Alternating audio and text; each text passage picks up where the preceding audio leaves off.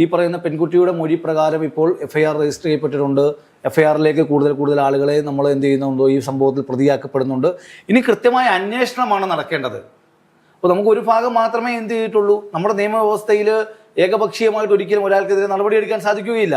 അപ്പോൾ കൃത്യമായിട്ടുള്ള അന്വേഷണം റിപ്പോർട്ട്, അതായത് കുറ്റം ചാർത്തൽ, അതായത് കുറ്റപത്രം കോടതിയിൽ സമർപ്പിക്കുമ്പോൾ മാത്രമാണ് ഓരോ പ്രതികളും ചെയ്തിട്ടുള്ള കുറ്റത്തെക്കുറിച്ച് നമുക്ക് വ്യക്തമാകുന്നത്.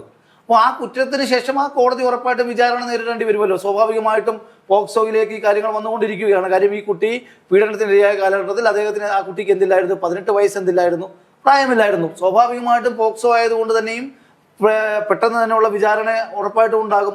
കൃത്യമായിട്ടുള്ള ഈ പ്രതികളെ കൃത്യമായിട്ടുള്ള ഒരു പരിശോധനകൾ ഉണ്ടാകാം. ആ പ്രതികൾ കുറ്റം ചെയ്തിട്ടുണ്ടെങ്കിൽ തീർച്ചയായിട്ടും ശിക്ഷിക്കപ്പെടണം. അപ്പോൾ ഈ അതായത് ഈ 60 പേരെയും ശിക്ഷിക്കുക എന്ന് പറയുമ്പോൾ അത് വലിയൊരു പ്രൊസീഡിങ്സ് എന്ത് ചെയ്യേണ്ടി വരും. അതിനുവേണ്ടി പോലീസും സ്റ്റേറ്റും ഒക്കെ തന്നെ എടുക്കേണ്ടതായിട്ട് വരും. കാരണം ഈ പറയുന്ന വലിയ രീതിയിലുള്ള സാക്ഷികളെ സ്വാധീനിക്കാനുള്ള ഇടയുണ്ട്. അതോടൊപ്പം തന്നെ ഈ കുറ്റകൃത്യത്തിൽ ഉൾപ്പെട്ടവരെ ഇതിൽ നിന്ന് ഒഴിവാക്കാൻ വേണ്ടിയുള്ള ശ്രമങ്ങൾ ഉണ്ടാവാൻ സാധിക്കും. അപ്പോൾ പലപ്പോഴും ഇതിലൂടെ പെട്ടേക്കുന്നതൊക്കെ വലിയ വീടുകളിലേക്ക് ആളുകളൊക്കെയാണ് പെട്ടേക്കുന്നത്. അപ്പോൾ സാമ്പത്തികമായിട്ടൊക്കെ ഉന്നതിയിലുള്ളവരൊക്കെ പലരും ഈ ആരോപണത്തിന്റെ നിഴലിലുണ്ട്. അപ്പോൾ ആ കാര്യങ്ങളിലൊക്കെ തന്നെ തക്കതായ ശിക്ഷ ലഭിക്കണം.